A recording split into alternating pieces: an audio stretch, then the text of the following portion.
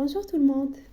Chaque jour, la science révèle de nouvelles vérités confirmant la véracité de ce qui est venu dans le livre d'Allah le Tout-Puissant. Parmi ces nouvelles vérités, le fait que tout ce qui existe dans l'univers parle et a une voix spécifique. Voyons voir. Alors, les scientifiques ont découvert aujourd'hui. Et ils ont remarqué que certaines plantes émettent des vibrations vocales dans le champ où l'homme peut entendre, c'est-à-dire dans des fréquences allant de 20 jusqu'à 20 000 vibrations par seconde. Néanmoins, les signaux acoustiques libérés par ces plantes sont très faibles et ne peuvent être entendus qu'après les avoir renforcés et agrandis des milliers de fois.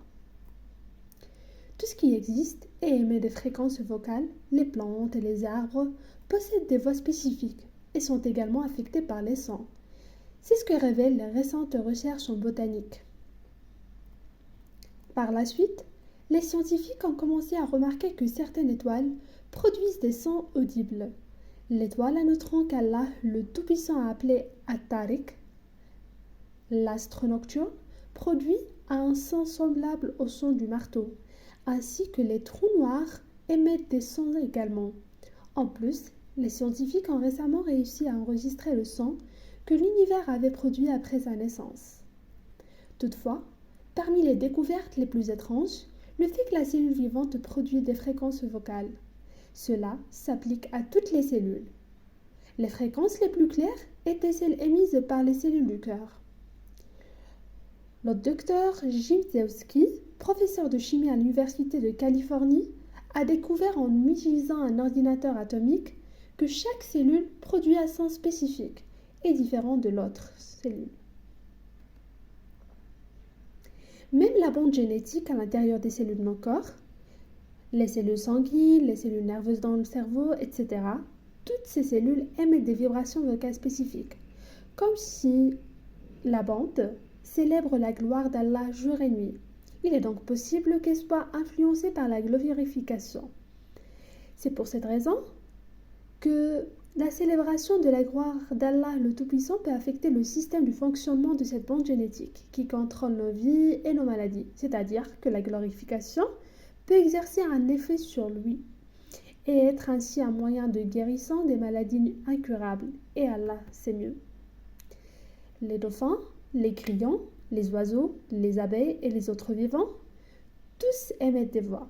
Les scientifiques ont découvert par la suite que les virus produisent également des fréquences vocales. Ils essayent même d'inventer une nouvelle méthode de détection précoce des maladies en suivant les sons des microbes et des virus dans le corps. La science peut évoluer et découvrir alors que l'atome émet des fréquences vocales. Ainsi, on conclura que tout ce qui existe célèbre la gloire d'Allah comme le Coran a dit. Ceci sera l'une des preuves sur la véracité de ce livre et sur son anticipation au niveau scientifique. Bien encore, aujourd'hui les scientifiques pensent que toute chose dans l'existence possède une voix spécifique et propre à elle. Et disent, un pouvoir mystérieux qui existe partout contrôle et influence tout ce qu'on voit ou ce qu'on ressent. Ce pouvoir n'est-il pas le pouvoir Allah Tout-Puissant, le créateur de l'existence ? Ces réalités ont été citées dans le Coran. Le voyage, Surat le voyage, nocturne, verset 44. Dieu Tout-Puissant dit, les 7 cieux et la terre et ceux qui s'y trouvent célèbrent sa gloire, et il n'existe rien qui ne célèbre sa gloire et ses louanges. Mais vous ne comprenez pas leur façon de le glorifier. Certes, c'est lui qui est indulgent et pardonneur. Donc ce verset nous informe de cette chose que nous n'apercevons pas, mais il existe réellement.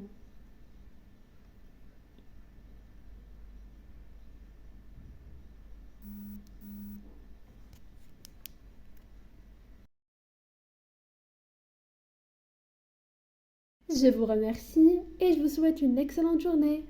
À la prochaine!